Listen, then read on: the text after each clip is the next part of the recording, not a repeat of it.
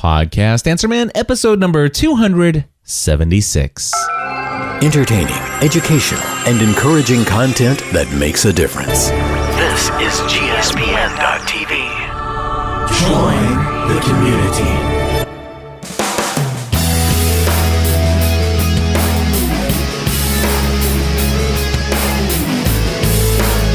Well, hello everybody, and welcome back to another episode of the Podcast Answer Man. My name is Cliff Ravenscraft, and this, my friends, is the podcast about podcasting, helping you take your show to the next level.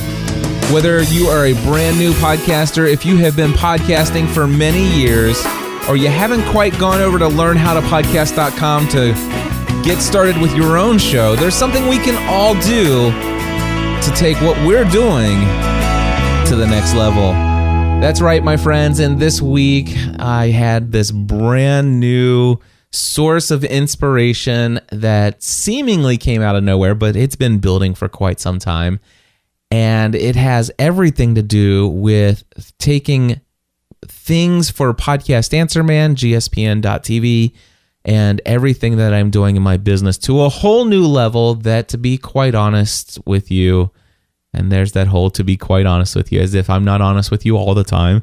But anyway, that it just scares the daylights out of me. I am anxious about a big decision that I am thinking about, that I am considering. And it is the idea, this crazy idea. Actually, there are two of them kind of put together, and it happens to have happened after having a conversation with one of my several business advisors. And it's a conversation that's happened several times about this idea of one aspect of hiring an employee, somebody who would be a part of my team officially, and even somebody who is present in person, physically in the same space for that synergy of working together. Somebody who buys into the whole mission and the purpose and the vision for what we're doing here with Podcast Answer Man, with GSPN as a whole, and the Podcast Mastermind and everything else that I'm involved in, Ravenscraft Enterprises LLC, if you will. And yeah, this idea, and I remember the first couple times this was brought up, I'm just like, yeah, that's just not who I am. It's not what I'm going to do. I don't want that. I've used virtual assistants, and I love my virtual assistants. I love the virtual assistant that I have today. Andrea does wonderful things when I need her to do those things, and when I don't need her, it's great that I don't have to pay anything. There's kind of that freedom there. But there are times when I remember back when I had a retainer contract, and when I was already committed to paying a certain amount, I used my virtual assistants more. I delegated more things.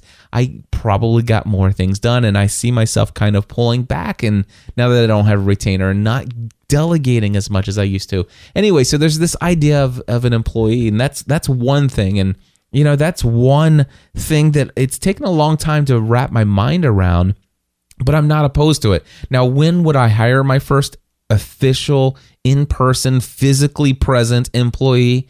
Have no idea. I've begun to kind of think through that process, and for those who might not be offended, I have been praying about the potential of an employee to come along at the right time, whenever that may be, whether it be, I meet them this evening by chance, or whether it be a couple months from now, or if it's even a year or two from now. But I feel like there's a chance that I'm having an employee, a physically present employee, and maybe even the plural form, employees down the road, may not be out of the question. I don't know. It's a little scary, but that's not what the scary part is. The scary part is that I have been looking into a physical location outside of my home, taking this business and giving it its own commercial space.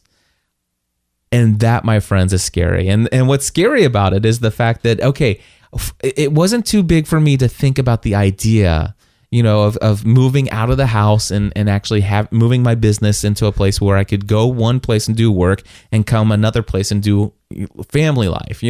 That's kind of appealing in many ways. And with the commercial space, there's also some other things that I could do I started to get excited about the idea of having a set up studio and having my office in a different space than my studio was in. That way, when Stephanie and Sarah come in and do Authentic Life Radio, I don't actually have to leave my physical working space. I could actually continue to work whether they had a show to record or not, which meant that not only could they do it, but I could actually have a studio where other people can come in. I could actually have my own internet television broadcasting station and internet radio broadcasting station right here out of Hebron, Kentucky. And all of this stuff and all of a sudden the possibilities. And then if of course my business advisor was telling me, he says, just think about this. You if you get an employee, you don't want them to come to your house, but sure, you could do that. People have done that. I've done that. But man, if all of a sudden you get this employee and you get the right one, and it's like, you know what? Hey, if you don't mind, I'll lock up tonight. I'm going to stay a couple extra hours. If that's out of your house, or you're going to really want them there until 8 or 9 or 10 o'clock at night. So there's all of those things. And I started thinking about it. And what made this so scary is the fact that I've been eyeing this building that's been vacant since 2005. And it used to be an auto parts store, and it's just been sitting there vacant. And it's a block building. It's got a brick front. And kind of as I've driven by it, I was thinking, it's like, wouldn't that be a neat studio space? And I looked into it, and the with the real estate being what it is, I called the agent that for the number on the door. And they said, oh, it's so funny that you called today, because just today they reduced it to this amount. And this amount is a ridiculously low number. And it is seemingly affordable. Of course, the thing is I call my dad up, who has a lot of business experience as well. And I would actually run this by a lot of other of my business advisors. But he's like, man, Cliff, that is the greatest idea. You should do that. And not only that, you should not pass this up, because here's the situation. There are so many times I've looked at deals like this and just waited because I was worried, would the income be there to cover it?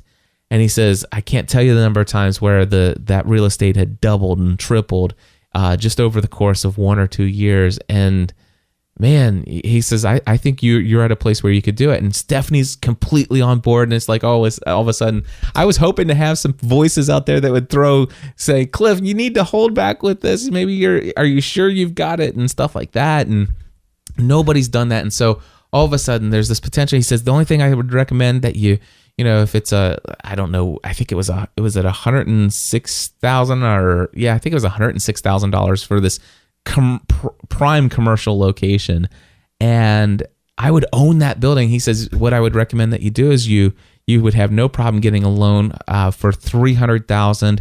That way that you'll be able to renovate it the way you need it renovated and all this other stuff and blah, blah, blah. And then all of a sudden I started thinking about what is the mortgage payment on a $300,000 commercial building, the insurance and the all of the other things that are involved. And all of a sudden it's like, this is so far out of my comfort zone that I kind of crawled into my little shell, and I'm like, oh, why did I even mention this? But I don't know. Maybe it might be a part of the future. And I don't know. I share it with you guys just to share the beginning of what might be something big in the future. And I can't say for sure, but I'm putting it out there.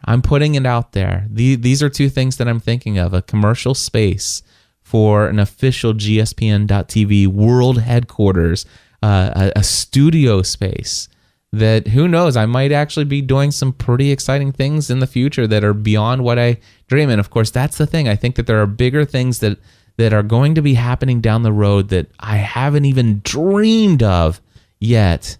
And well, anyway, that's what I'm thinking. Taking things to the next level, my friends. It's not always comfortable. It's not always easy. Maybe it means that you need to spend a couple more hours each week building relationships with people. Maybe you need to, invest a couple $100 more and get that next piece of audio equipment. Maybe you need to go out and buy a $300,000 commercial space when all of your business advisors and that very most amazing woman in your life, your wife, tells you this is the next right thing. I think we should do this. Even when I say to her, but are we sure we want to go to that place where I am not quite where we're that tight financially again. And she doesn't seem to back down. And there's a lot about that I look into. And when all of my business advisors agree and when my wife agrees, then all of a sudden I feel like, so I've got a lot more praying to do, a lot more thinking to do, a lot more advice to get. But I'll be honest with you, there's a part of me that just wants to go to bed and say, that was a dream. And I don't think I'm going to tell anybody about that. But here I am telling you. So it's out there. We'll see where it goes. I'll certainly give you updates as I go. Hey, I want to turn over to the voicemail feedback hotline. This is a special show today. It's a little bit longer than normal. It's going to be over an hour, but I hope that you'll stick around because I'm going to share kind of a monologue, if you will, for the social media segment. But Eric Fisher is standing by so that I can have somebody to bounce the conversation off of about something drastic that I'm doing in my own social media things. I've got some things that I want to share that kind of nervous to share myself there. But before I do that, I do want to cover two big topics. One of the things that I want to cover came in as an audio question from Brian related to WordPress. So I'm going to go ahead and play that question and I'll give Brian an answer to his WordPress question. Hey, podcast answer man. This is Brian from Springfield, Missouri. Hey, I got a question about WordPress categories. I'm putting the categories on my page, like video, and then when I pull it up, the WordPress slug always says like mysite.com/category/videos. And I don't want it to say category. There's a few reasons for this. I don't want everybody knowing that I'm using WordPress. I think it looks bad. I'd rather it just say mysite.com/videos. And so I was wondering if you had any tips about how to get rid of that category slug or base, whatever it's called. Anyways, hope to hear from you. Thanks. All right, Brian, thank you for the question. And one of the things that I love about this, and early on when I started Podcast Answer Man, I was like, am I really the Podcast Answer Man? Because I don't have all of the answers. And this is one of those places where I didn't have the answer to this question. So the cool thing is as the Podcast Answer Man, I went and found the answer for you. And I want to give a great shout out to my friend Dustin Hartzler. He is a member of the Podcast Mastermind. You can find information about that at podcastmastermind.com. But Dustin Hartzler has an entire brand, an entire business, an entire podcast all about WordPress kind of issues. And you can find him at yourwebsiteengineer.com. Yourwebsiteengineer.com. So I took this voicemail, I attached it to an email to my friend Dustin and said, Dustin, any chance you can give me some insight on this? And he says, Cliff, there are many ways that you can go in to WordPress and make sure that you get rid of that category slug so that it doesn't have that category base. However, the easiest way is to use this plugin, and it is a plugin in WordPress called WP-no-category-base. All right. And what I'll do is if you go to podcastanswerman.com/276, Brian, I will have a link directly to that. You install that plugin, supposedly you just activate it, and then all of a sudden when you go to your categories, they will not have that category base any longer. Now just remember that your categories can't be the same permalink as your images that you've uploaded. They can't, or any files that you've uploaded in your media center.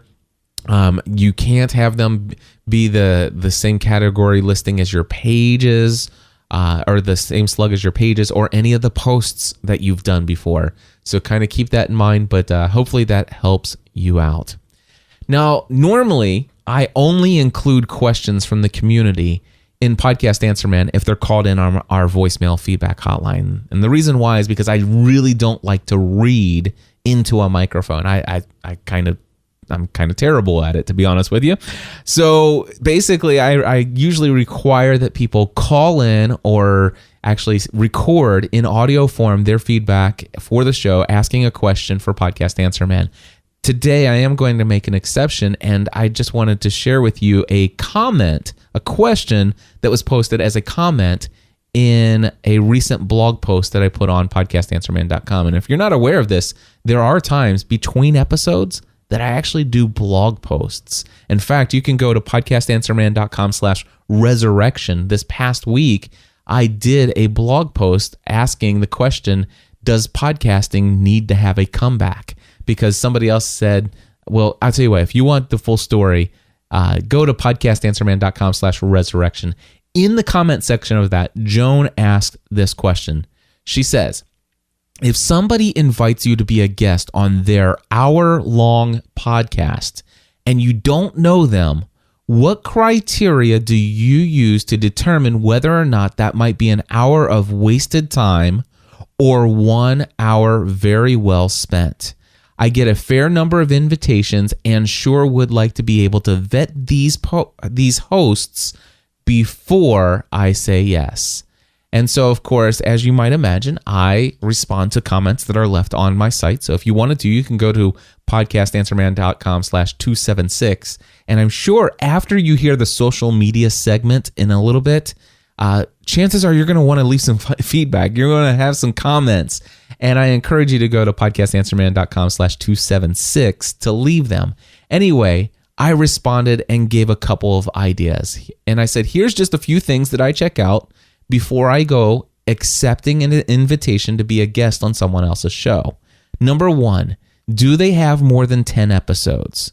And then I told her that I only accept invites to be on a show that has a minimum of 10 episodes or that I am almost certain will be an ongoing show. Now, I've shared this before, but a majority of podcasts created do not ever make it past episode number 7. The ones who make it past 10 episodes typically go on and are pretty consistent. That means the show host is well committed to the program. Now, does this mean I never accept an invitation from somebody who has less than 10 episodes? No. I've been the first guest on the first episode of many shows, but it's always been for people that I know extremely well, clients that I worked with that I have no doubt that they have an investment that is large enough in the project that I have no doubt that they'll make it past 10 episodes. So that's one of the criteria that I look at. Number 2, I look at the niche topic /focus of the podcast. And I ask myself, will that show's target audience be interested in the message that I have to share? Now, I want to just clarify it. This isn't, would these people buy things from me? That's not what I'm talking about. But would these people care about the message that I have? And specifically, would I want their audience to come check out my show? Maybe it's not even just Podcast Answer Man. I do have multiple shows. I have a faith-based show, a family-based show, several entertainment-based show. I've got all kinds of different shows. So the question I ask myself is, would I want the target audience of this person's podcast to check out something that I'm doing? And do I believe that their audience is going to be interested in the message that I have to bring? What value am I bringing to that audience? That's the question. Number 3, I do evaluate the host or hosts of the show for their professionalism. Now, I'm not saying that I don't do interviews for hobbyists. I simply mean that I don't do interviews where the host or hosts don't take themselves and what they're doing seriously. If they're just throwing together this thing and they really have no aim, they have no plan, they have no purpose, they're really just creating content just to be silly and they don't have anything better to do, I've probably got better things to do with my time. But if it's just a hobby and they're not looking to do anything, they're not. I have no problem being on somebody's show that is doing a show as a hobby just for fun. I don't care if they only have 50 subscribers and they have no real drive to increase it massively. But they're doing what they're doing because they love it and because they're passionate about the topic. And that's the most important thing, is that they have an avenue to get their voice out there and they take that seriously. So that's the level of professionalism that I'm speaking about. I evaluate the hosts of that show to see if they're doing what they're doing in a professional manner, taking this seriously. And maybe professionalism isn't the right word, but at least you get the idea now that I've kind of explained it in more detail.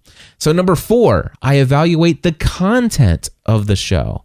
I have turned down several interview requests because when I had checked out the episodes of the most recent posts that were on their site, where I was invited to be the guest had a lot of foul language. It was highly political. It was rude or crude or just, it just wasn't something I wanted to be associated with in any way, shape, or form. And I will turn down many requests just for that alone. So I do evaluate the content of that show. And then number 5, I also make sure to get a feeling of the reason why am I being invited to be a guest on this show. And I'll tell you, one of the reasons that I'm very big on this is because I was once invited to be a guest on a 60-minute podcast. And at the time, I was just agreeing to be on anybody's show. Well, it actually ended up taking more than 90 minutes to record their 60-minute show. I was expected to sign on to Skype. I had to wait for them to be ready to get connected. When they took breaks, I had to wait during their breaks. And to turn out, I wasn't even being interviewed as a guest. I was actually expected to just be a panelist, a part of the discussion to discuss general technology for a specific edition of their show. And out of the 90 minutes I've spent connected to Skype, or more than 90 minutes, I probably only talked for about 10 or 15 minutes of airtime on the show. And it really wasn't anything that I didn't highlight any of my expertise. It was just a bunch of opinion, and it wasn't something that I was even passionate about. So today I make sure that the person that is inviting me on their show wants me there because I have something of value, some kind of experience, some kind of advice, some kind of information that is going to deliver something to their audience. And that, it's kind of like, I'm in and I'm out, and if it's a 60 minutes, I want to be engaged, but I want to make sure that what I'm being engaged with is something that I'm passionate about. And so I want to know, why do you want to interview me? What's the purpose? What's the value? What are you bringing? What am I bringing to your audience here? So those are just a few of the things that I'm looking into when I actually evaluate whether or not I'm going to spend some time being a guest on somebody else's show. Alrighty, I'll tell you what, we're going to get to our social media segment in just a moment. But before we do, I just want to remind you that I have another podcasting A to Z course coming up here. This will be my 7th, I believe. Link A to Z. There we go. Podcasting A to Z course is going to start on September 24th. That's Monday, September 24th. It goes for 4 weeks. And I do have an audio testimonial from somebody who just completed the course. It is 4.5 minutes long, but I'd rather let him talk about the course rather than me go on and on about it. Hi, Cliff. It's Dr. Kenny Handelman from ADHDpodcast.com. I just wanted to send you a quick audio to thank you. Thank you for podcasting A to Z. I wanted to share this with you to let you know how much I appreciated the course. And if you want to share this with others, you're certainly welcome to do so. I just wanted to give you a bit of background and let you know how the course worked for me. So first of all, I was introduced to your podcast by a friend. It was probably about 8 or 10 weeks before Podcasting A to Z started in July. And I was really impressed. I was impressed by the content you were sharing. I was impressed by the production value of your podcast. And most importantly, I was really impressed by your integrity. You built a strong community. You shared a message with me that was meaningful. And I respected, and still do, how you delivered your message. So when Podcasting A to Z was introduced and I found out that I could take part in training with you and learn everything I would need to know to get my podcast going, not just the technical things, the knobs and settings and websites and MP3s and all that kind of stuff, but also the reason why and how to connect with my listeners and how to build a community, I was very interested. I'm a doctor who specializes in treating ADD and ADHD in kids, teens, and adults. And really, people need to get the right information because there is so much misinformation out there. So I was considering doing a podcast. I've been blogging for a while and thought it would be good. So I went through all the materials, took a look at what you were offering, and decided to register. So when I registered for Podcasting A to Z, you gave me access to the tutorials. And I was able to get started, and I did. I went through a couple of the trainings. I saw how detailed, thorough, and clear you made everything. Even complicated things, you break it down into simple steps and make it very doable. So I got access to the tutorials, and then when Podcasting A to Z started in July, at the start of the course, I had 10 days of absolute busyness. My cousin was getting married. We had family in from out of town. I was on call. Like, it was just, everything was happening, and I couldn't take part too much in the first 10 days worth of training. But as you described, the materials are there for me. It's not that I missed anything. And after I finished that busyness, I got going with the course and got actively involved. And I caught up and I got everything I needed to. And what I found is the best part of the training is the fact that you provide so much individual attention. You promise this, and at the beginning of the course, you send an email or a notice to the class members and say, listen, I'm available on these days, but on this day and this half day, I'm not available for emails. And you stuck to that, and it was perfect. If I emailed you on the right day, I got a message back within hours, and it was detailed and specific and clear and just so helpful. And when I took a look around the class in the online members area, I saw that you were the same with every single member, over 30 people, and you were so dedicated to answer every question, give very specific, helpful suggestions with a lot of heart and caring in them. So that was fantastic. I did get my studio set up so I can do things like this. I can say, thank you, Cliff, and play this. I can just play a little audio in the background. And of course, I learned how to do this from you, Cliff, and I'm proud of the quality of the audio I can produce now. I love it. It sets a high standard for what I'm capable of doing. So I did get my studio set up. I've published 4 episodes of ADHD Podcast. It's in iTunes and BlackBerry and all of that. And as I'm recording this today on Monday, September 3rd, I've had 4,033 downloads of my podcast, which I'm thrilled about. That's 4,033 people who have learned a different message about ADHD, a hopeful message, strategies that work and can help them. I've had great comments and feedback, great interaction with comments on my blog, and it's just been wonderful. So I really appreciate you, appreciate the training, and thank you for podcasting A to Z. So if you do decide to share this with any listeners, I'll just say this. If you're considering podcasting A to Z, go for it. Cliff will give you excellent training, not just the specifics, the knobs and the technical details and the, plugins and WordPress and websites and everything. He'll also tell you why to podcast, how to connect with your members, and how to do it with integrity. So Cliff, thanks a ton and good luck with the next class. All right. Thank you so much, Kenny. I know it was very lengthy, but I felt like he covered a majority of the value that podcasting A to Z brings.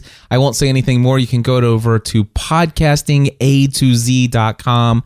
And if you want to save $100 off of the cost of the course, use discount code PAM, stands for Podcast Answer Man, discount code PAM in the shopping cart when you register at podcastinga2z.com.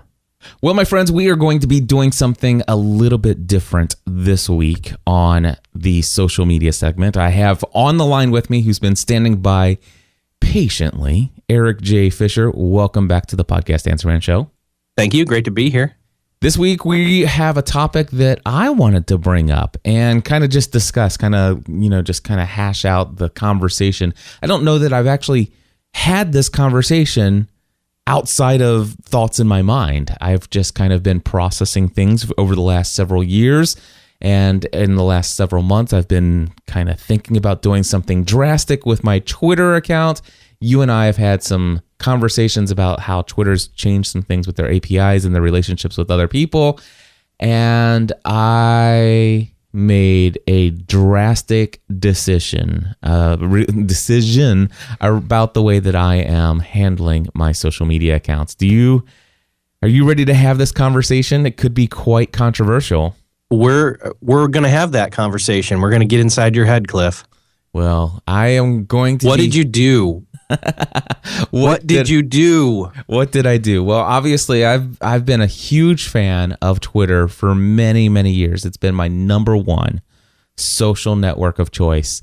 And I shared probably a couple months ago the transition of the approach that I took to Facebook and other social networks, but more specifically Facebook and the posting of images when creating status updates. And I've seen so much engagement there. And obviously, one of the biggest things that I've wanted from Twitter, which still has never materialized, is threaded comments, where the conversation could literally live on for months without losing the chronological order in which comments come in.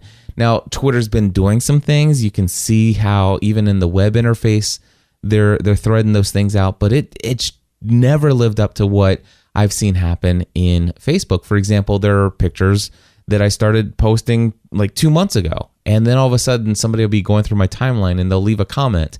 And because they left a comment, the 35 other people who had commented on that before all got a notification that there was an additional comment on this post or this photo that they commented on. And they come back in and they're carrying on that conversation further, almost like an online discussion forum. And it is exactly the way that I would hope this content would kind of continue to keep itself, contained, where all of the community could come together and really partake in that conversation.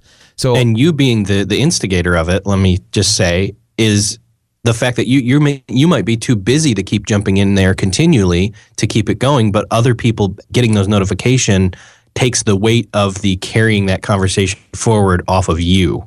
Exactly. That is exactly right. And so, and you're busy. I am busy, and I still am reading all the comments, or most of right. them. And the nice thing about it, on Facebook, people are still relatively brief in their comments, although, you can write an entire ebook inside of a comment these days on Facebook.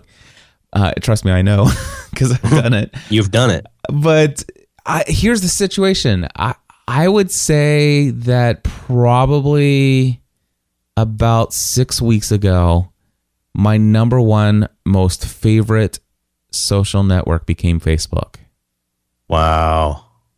Did I just say that? You did. It's on record. Oh my gosh. Unless you don't release this. Wow. I can't believe I just said those words out loud. Facebook is my number one most favorite social network. And it's for all the reasons that many people had said, for the longest time. It's where everybody is and all this other stuff. There's a lot of junk on there. But the cool thing about Facebook is I've always found methods and mechanisms for tuning out the junk. Like, the notifications, they give you the ability, if somebody says, hey, somebody just, sent you this animal in Farmville, you can click the little X and say, turn this app off. And so it takes a while to train it, but eventually, you get those little notifications from Facebook apps. Very rare. It's very rare that they come in. It's only when there's happens to be maybe a brand new app that's come out. And if you're like me and you're checking your notifications on a regular basis, you're only going to get it one time from that new app, because you're going to turn it off and you won't get any future ones from anybody else that you're connected with.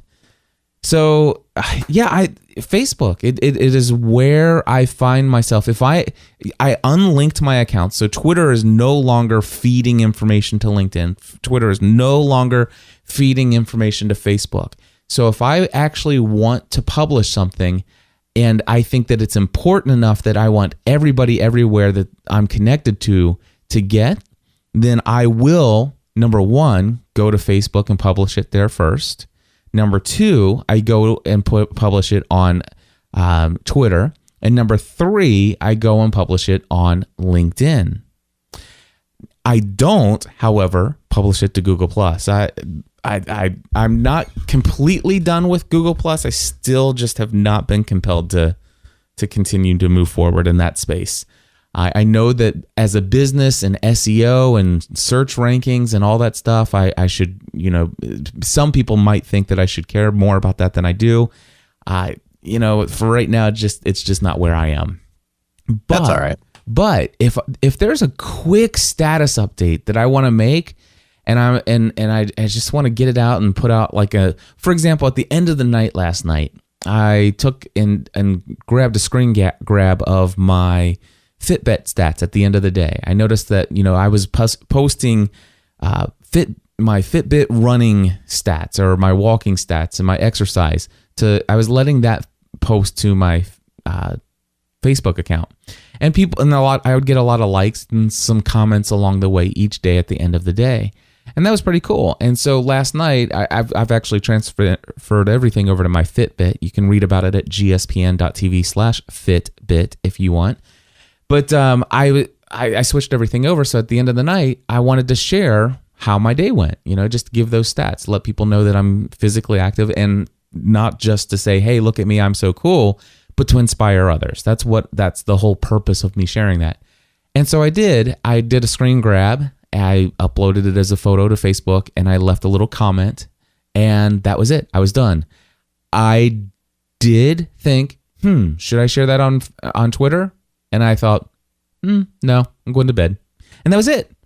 And all of a sudden, I've seen this mind shift change in the way that I'm interacting on Twitter. And there's a lot more that's going into Facebook than there is going into Twitter. So then what are you doing with Twitter? Well, something has changed drastically with Twitter, and this is the drastic change that I've made. One of the things that has been going on for me for a very long time is the fact that I was connected to, or I was following about 15, 16, sometimes 1,700 people on Twitter. As I'm recording today, I have 9,001 followers, which, I've seen a slow decrease over the last couple of weeks. I think I was like at 9,040 a couple weeks ago, and now I'm down to 9,001, which is not a big deal to me. But I have seen a steady decrease. But here's the situation with Twitter. I still check Twitter all day long, and when it comes to real-time conversation with people, I still want to use Twitter for that. I do have more, I'm connected to way more people as far as people who are following what I have to share on Twitter. I have 9,000 people on Twitter. I have maybe 25, 26, 2,700 people on Facebook. So certainly there's a potential for reaching more people on Twitter than there is Facebook. But when it comes to my timeline, you and I are both using Tweetbot, right? Yes. And Tweetbot allows you to click at the top and change your timeline to, and you can actually have it to where the default timeline or whatever is actually displaying a list of people instead of your full-blown 1,700 people you're following. So I created a private list, and this private list was called People I Follow. And in that private list were about 60, 70 people, tops. And I would actually pull that up, and I would go through, and I would be following some really cool people, and that was my Twitter experience.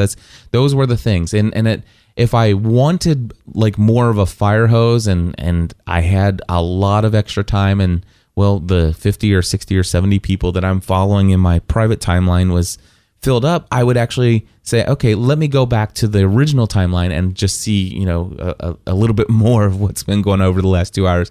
Because I'm bored and I'm just sitting here and I just want to see what people are up to. Well, the problem that I had was that with Twitter, I had a couple people in my private timeline in this people I follow list on Twitter. Mm-hmm. And they were doing some really silly things. I mean, they're promoting contests, help me win this free iPad, help me win this, help me do that. And it just some of the more annoying things that are there. I didn't know people still did that. They do. I thought, because I haven't seen it. Well, I'm just giving you, that's a kind of an example. Yeah. I don't want to say specifically some of the things that were done because it was within the 70 people that I follow. I mean, it's people that I'm pretty close to, right? Okay. But even they were doing some really silly things, and I'm like, seriously? And so I went in and I didn't want to unfollow them. I wanted to just remove them from the list of people I follow. I'm still following them. I'll still see them when I go out to my main timeline to get more of the fire hose. But I just don't want to see those tweets all day long. And certainly not that many of them. So I would remove them from the list. And I would go to, maybe 3 times, 4, sometimes 5 times a day. I pull out my phone and check out that, list of people, see what's going on when I'm taking breaks in between different productivity, parts of my day. And I noticed these people's tweets were still showing up. And it's like, I know I removed them. And And then I went in and tried to, mute them for 12 hours. And of course that would work. But then they 12 hours later, they come in and they're that same stuff showing up in my private timeline. And so I went to the web and tried to remove them from the list there. And sure enough, they're not supposed to be in the list, but Tweetbot for some reason is archiving this. The fact that they're a part of the list. And I've had that happen in the past with a couple other Tweetbot filters or muting or things like that. Right. It's like Tweetbot kind of archived your people that you're following in that list, I suppose. So I actually went in and deleted my entire GSPN Twitter account out of Tweetbot and re-signed in as new. And I said, I want to just follow the people I follow list. And it continues to show me those same people over and over again. So much so that it's like, wait a second, this is somebody I'm pretty close to. And now I'm frustrated that they're there. And, I just like, man. And so I basically said, what if I did what Michael Hyatt did? And this refers to a post that I saw. I probably saw this about 6, 7, 8 months ago. And I think you've seen it too. You just sent me an email to it earlier. And it is... yes. What's the title of that article? It was a year ago. It was September 2011. It's why I stopped following you on Twitter, as well as how I unfollowed 108,698 people on Twitter and reclaimed my inbox.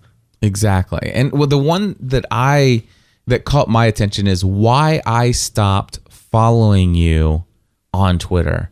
And this really got my attention. And I went through and I read the post and I'm thinking, yeah, that's a little drastic. And I remember thinking I would never do that. I just couldn't see myself doing that. And it's like, and then he says, what are the benefits? Number one, it'll eliminate all DM spam. And I must admit that the people that I chose were pretty good about not clicking on other stuff. Yes, I did get a couple people that says, haha, I saw this picture of you. And it's like, seriously, that happened to you? You clicked on that? But it's like that happened very few and far between. I mean, I wasn't following 108,000 people. I was only following 1,700 people. So eliminating DM spam, it wasn't the biggest thing for me. Although I will say it was kind of crazy. There are several people who would DM me when obviously these people are so close to me that they absolutely know by now that my number one preferred method of communication, if you want to have a conversation or if you want to request something from me that I will eventually put on a to-do list, that to email me. I mean, these are people, it's like, and all of a sudden it's like, hey, Cliff, will you do this? And all of a sudden that's a DM. And I'm like, oh, and then I'm trying to, I actually take Tweetbot and I actually take that tweet or that DM and I email it to myself. And you know what? As you're saying this, I'll admit I have been guilty of this to you a couple of times. And I just realized I did that. It's not a big deal, but I mean, I do email you primarily, but I have DM'd you when I could have emailed you. Yeah, and it's not a huge deal. It's just that I try to keep everything in email. And I've learned that, yes, I know the email works best for me, but there are people who prefer to reach out in other ways. That's their preferred. Matter of fact, Gary Leland is a guy that I've been connecting with a lot lately. And he's like, Cliff, man, seriously, you're going to make me email? And it's like, listen, if you can send me a Facebook message, but understand this, it could take 30 to 45 days before I get around to actually even reading the Facebook message that you'll send me. But if you email me, I'll see it probably within hours, if not within a day at the most. And you'll get a response probably within, 24 hours or 48 hours most of the time. And so, so I realize that people do this, but yeah, eliminating DMs for the most part would be kind of nice, especially from people that, with 1,700 people, there's a lot of people out of the 1,700 that honestly, why am I giving all of those people the ability to send me that direct private communication? My email address is not difficult to find. If they want to reach me, they can. And I just make it so easy for them to DM me. And again, I'm trying to maintain margin. I'm pulled in so many directions. I'm at this place where maybe an employee is coming up in my mind and so many other things. So that I all of a sudden I'm thinking, wow, he was talking about the fact that he's eliminated most DMs. Not just he was talking about spam, but I'm just talking about, one of the ways to remove a lot of DMs is by removing the ability to do DMs. Right. And of course, you can only DM me if I'm following you. He said, number 2, it will eliminate questionable associations. He says, as the result of auto following, I can't control what appears on my timeline. Now, the thing is of course, I didn't auto follow anyone. I've personally chose to follow all of the 1,700 people that I was following. So, I was in control of that. Although I will tell you that a lot of those were what I think are called courtesy follows. Right. Meaning that if you've bought a product from me, if you have done anything, said anything nice about me online or anything like that, who am I not to follow you back? It's kind of like this is, in my mind, it's been like following you has been my way of affirming you and the value that you have to offer. And that, my friend, is the scariest part of this conversation. I agree. Because now all of a sudden that has been the way that I've thought. And that's why, I've heard people, friends of ours who have said, I'm going in and I'm unfriending everybody on Facebook. And I'm like, man, I can't believe you would do that. It's brutal. It's brutal. And How I've could done it. you? Oh, what? I really have. Like, I've pulled on Facebook, I really have pulled back to literal relationships. Have you? So, wow. So, I mean, yeah, exactly. And so here's the deal. And then, of course, he's number 3. It's going to improve your clout score. Now, for me, yeah, clout score for me. I'm not really looking to go out and get a job, stuff like that. I know some people might be interested in that. I have a pretty decent clout score anyway. Yeah, so, I'm looking it up for you because I want to know. I think I'm right around a 70, which 70 is pretty decent, I think. I usually hover around there. I might actually go up with all the Facebook stuff. You have a 69. Oh, I have a 70. I win. All right, cool. Never mind. So anyway, here's the drastic thing that I did, and I'll add one other thing. Actually, before I talk about what I did, I want to tell you, because I think people probably understand by now, but I want to bring up one other element. Have you ever heard of Dunbar's number? I have. It's actually a pretty fascinating concept. Can you kind of give an overview of what Dunbar's number is in your own words? Sure. Well, this guy named Dunbar, he basically came up with this theory that there's like a limit of people who you can maintain a certain amount of stable relationships with, and the number is supposedly 150.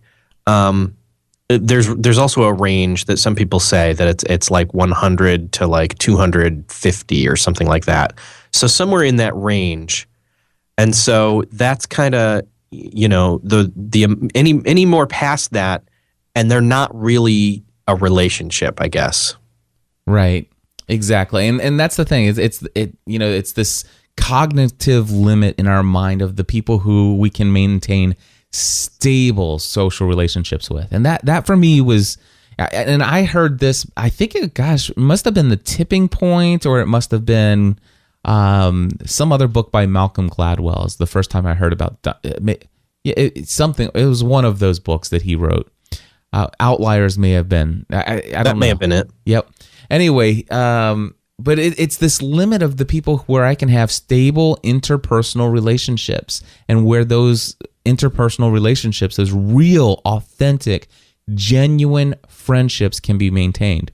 And here is the thing that has bothered me the most, is the number of times at the end of the day, my wife will say, "Hey, did you see that tweet that I posted today?"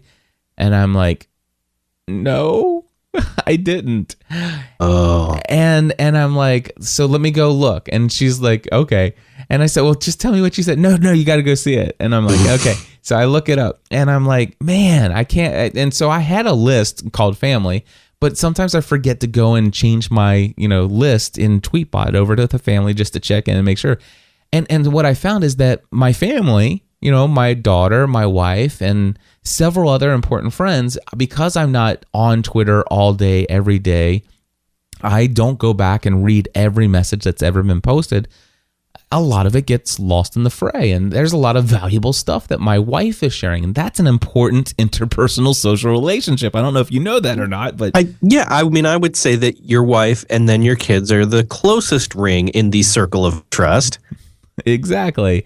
And the other thing is of course, I do have, all of these acquaintances online and stuff, but there are about 80 to 100 people that I actually do maintain a pretty decent ongoing interpersonal social relationship with online. And even those people are getting lost in the mix from all of the people that I did a lot of courtesy following. Right. And this is even kind of exasperated, or anyway, the word escapes me, but you know what I mean. It's a lot more difficult when you consider the fact that there are more than 1,000 people who I would consider within the inner circle of the GSPN.TV community. Now there are, thousands and thousands and thousands, tens of thousands who actually listen to GSPN content, but there are just over 1,000 people who are the more loyal of the listeners of GSPN, that are community members, people who interact in our online forums, people who show up at live shows, people who have come to meetups, just over 1,000 of those people. And of course, Dunbar's number says that, there's a suggested cognitive limit to the number of people who I can maintain these stable social relationships.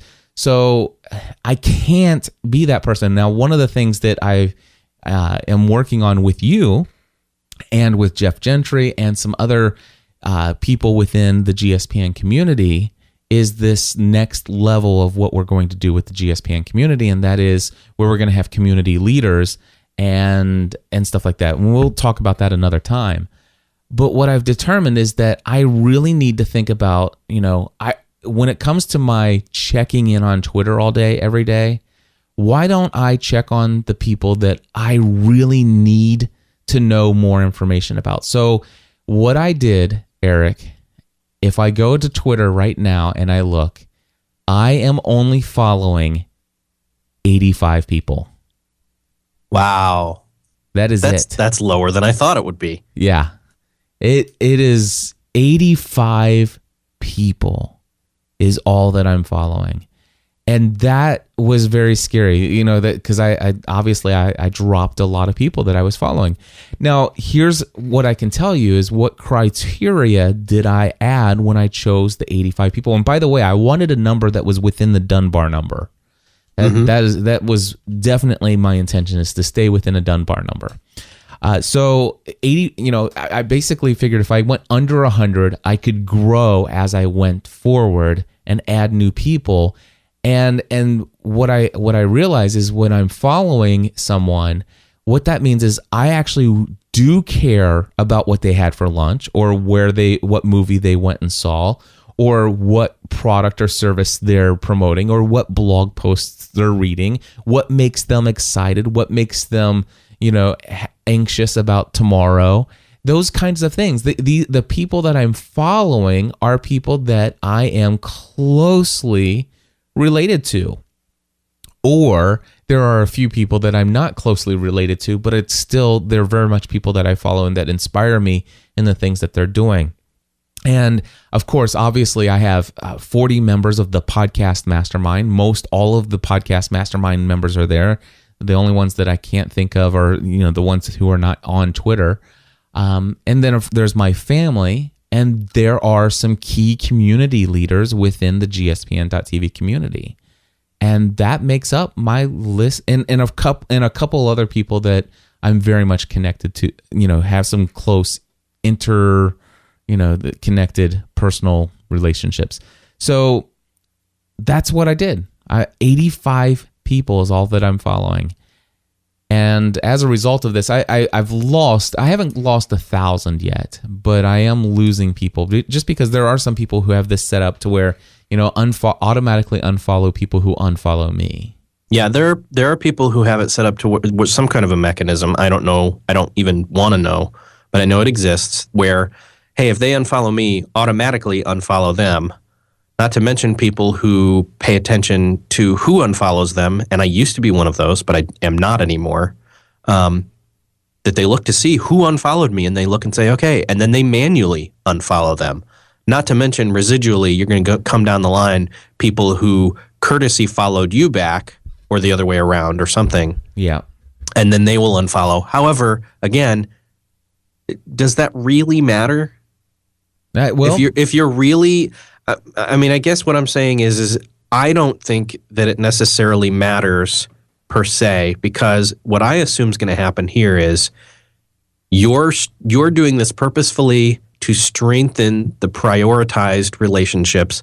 And yeah, somebody might have their feelings hurt if they figure out they're not necessarily being followed by you and don't think that you care about them. However, I would argue if they mentioned you or talked to you on Twitter, you wouldn't hesitate to reply. oh yeah, And that's the point. You're not cutting people off.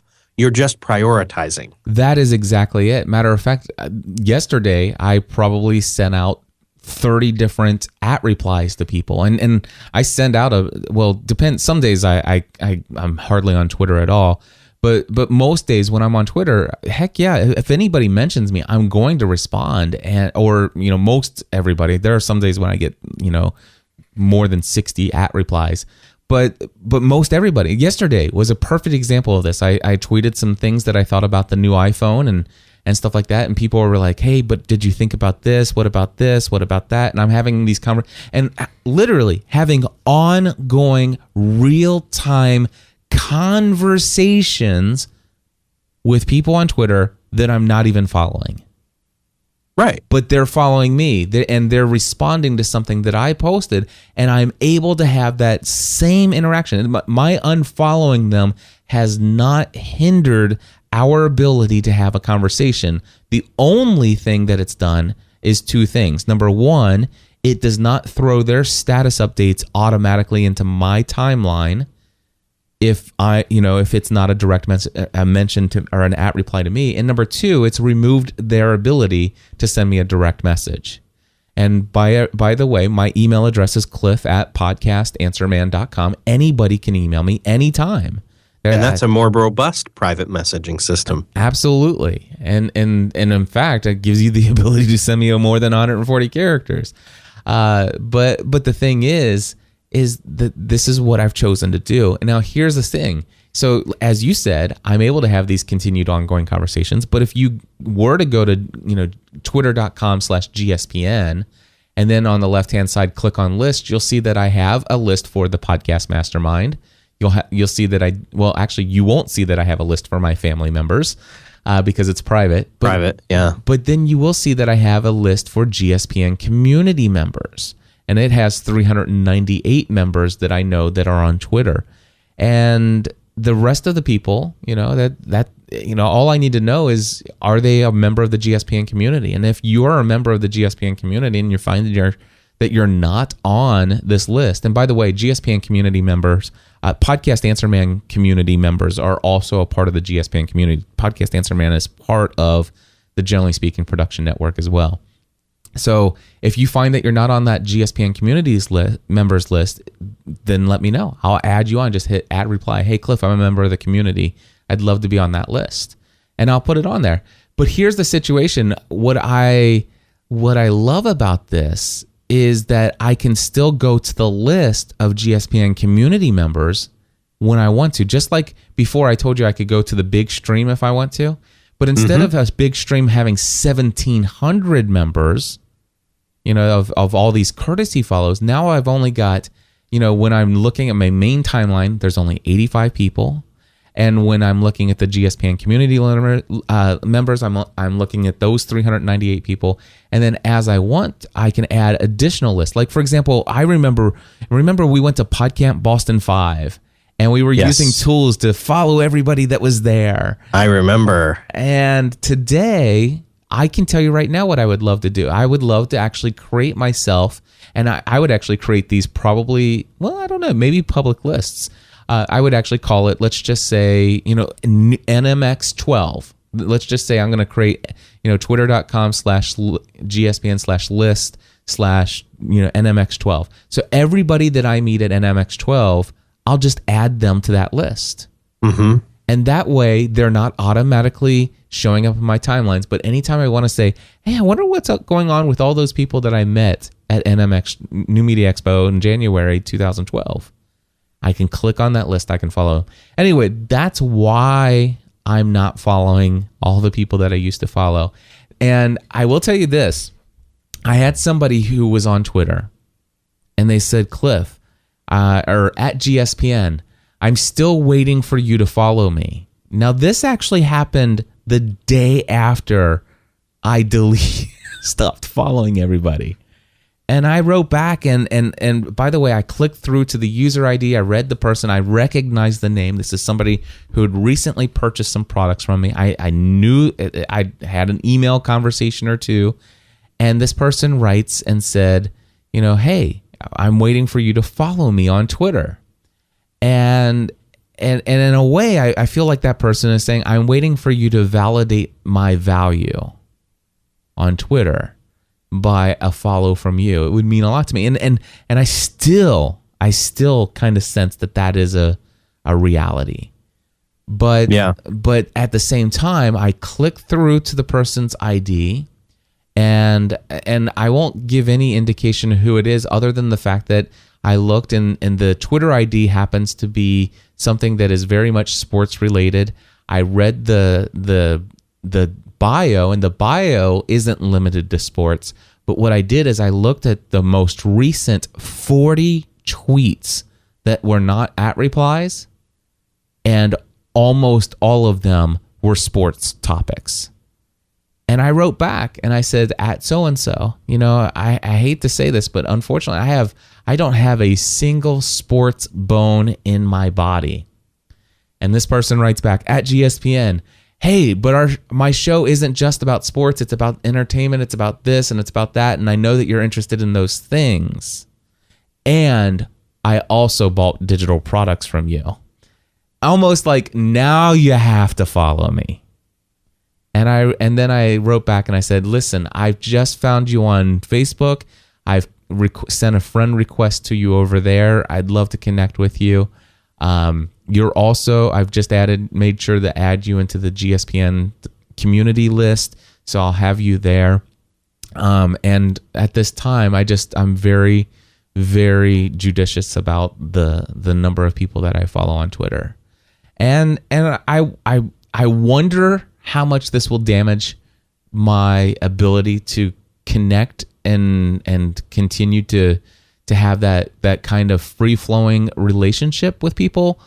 But then again, I also wonder how this is going to benefit the relationships that I'm more intentional about. Yeah. Again, I think it's not closing people off, and it's definitely not enabling them to see their worth in getting their worth from you following them, because that's not a source. It shouldn't be, at least. Yeah. So I hope not. If anything from this conversation, I just want people to know, if I am not following you on Twitter, that does not mean you are less valuable of a person. That's exactly the point right there. That is not it at all. And it's not that what you say isn't valuable at all. It's just that is it something that I am going to be using in an ongoing daily interactive or even weekly interactive relationship with you? And if not, right now I'm still connected on Facebook, which, by the way, I can say this, and I have already revealed it here. Facebook is my favorite social network right now. Facebook.com/Cliff Ravenscraft is my Facebook account. It is my personal profile. Do not have any fan pages or anything like that. I do connect myself to 2,618 friends. So far, I have 220 subscribers in addition to that. I can add up to 5,000 friends on Facebook. Now, here's the thing. When it comes to messages, yes, I can get a lot of messages from people that, honestly, just email me, cliff@podcastanswerman.com. That's where I prefer to get my communications. I do check my Facebook messages and try to get to Facebook inbox 0 about once a month, maybe once every other month, sometimes once a quarter. But if I figure if it's important, you would have emailed me. If it's a Facebook message, it's kind of just a social networking thing. That's in my mind. That's how I gauge that communication. Now here's the deal: you leave me a comment on anything that I post, and that's higher priority than inbox zero in my email inbox. A comment is a way to get a hold of me on Facebook. But anyway. I do get a lot of those those apps, when there's a new one out that's become popular. I kind of hate that. Because I'm connected to 2,618 friends. I probably get about 40 of those so-and-so invited you to like their page requests. Yeah. And I wish there was a way to turn those off, but there doesn't seem to be. And if you can find that out, Eric, that would be awesome. Or if you ever find out, I'm not giving you a to-do item, but if you ever come across anything. How about you email me that? Nice. I love it. But I don't know. I don't think that I would go in and drop my Facebook friends down to the 85 people at this time. The one reason why, if I click on Facebook and go to my main timeline, yes, it shows me timeline, stuff from up to 2,618 people, right? However, I never do that. I actually have a shortcut that I go to every day that takes me to facebook.com/lists/ and then it looks like about a 14 or 15 digit number, which is the ID for the list I have created. It's a custom list called, guess what? People I follow. And guess how many people are on that list? 34. 34 people on my Facebook list. And now the thing is that, what I do is I still, when I want to get real-time updates on what's going on with people, I still check into Twitter. And then, I will check in on Facebook and stuff like that. So and now the thing is if all of a sudden it's like, man, I'm really bored and I really want to just check up with what's going on with as many people, I'll go to Twitter. I'll look at my timeline. If there's not anything, if I've caught up with everything there, I'll check out the GSPN community list on Twitter. If that's all caught up, sometimes this happens, like if I can't sleep and it's 1:00 in the morning, and then I'll go to Facebook and I'll look at the people I follow, and then I'll hit the fire hose Facebook feed of the 2,600 and some odd people, and that's how I go about doing these things. But yeah, Twitter, I'm not following everyone anymore.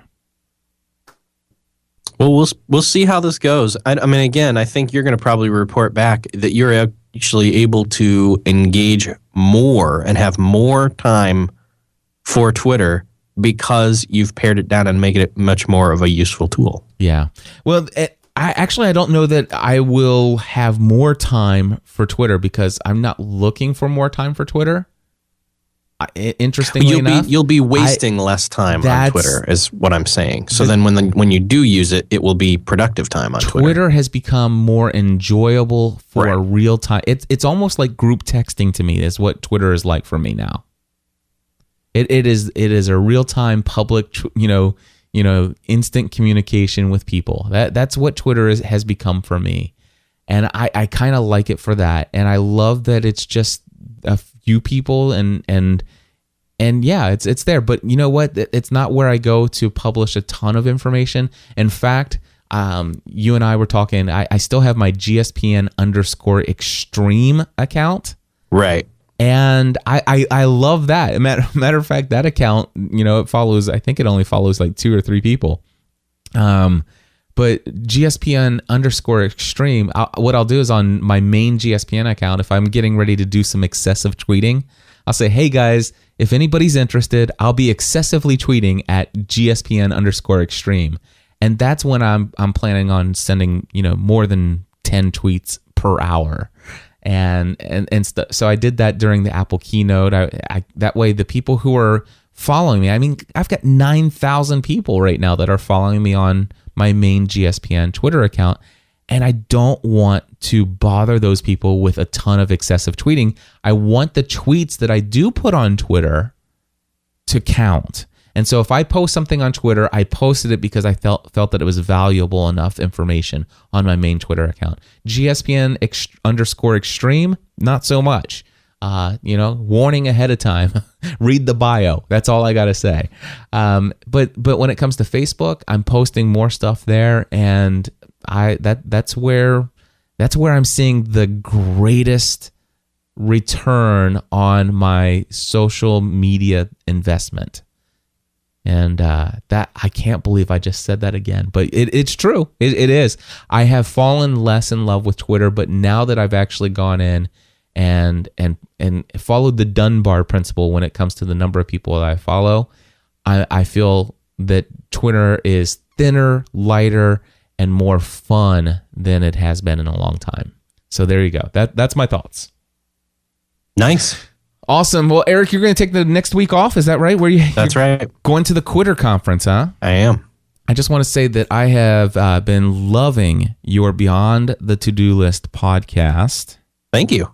I have just finished listening to the Mark Malkoff episode, and I really enjoyed that.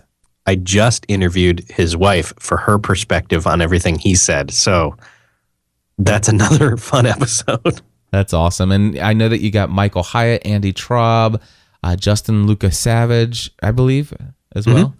So you got some great people in there. I know you got some more already recorded that'll be released and soon to be listed on the site. But anyway, where can people find your Beyond the To-Do List podcast? It's at beyondthetodolist.com. And where can they find you on Twitter and Facebook? Eric with the K, the letter J, Fisher. Any place else you want them to connect with you? No, go there. Start there. All right. We'll talk to you soon. Thanks for everything, Eric. Thanks. Well, my friends, that is going to wrap up this extremely long episode of Podcast Answer Man. I hope you don't mind that I took this time for the very first time to say and think these things out loud. And very appreciative of Eric Fisher being there as a sounding board to kind of get a feel and judge, how somebody might react to hearing these things coming out of my mouth for the very first time.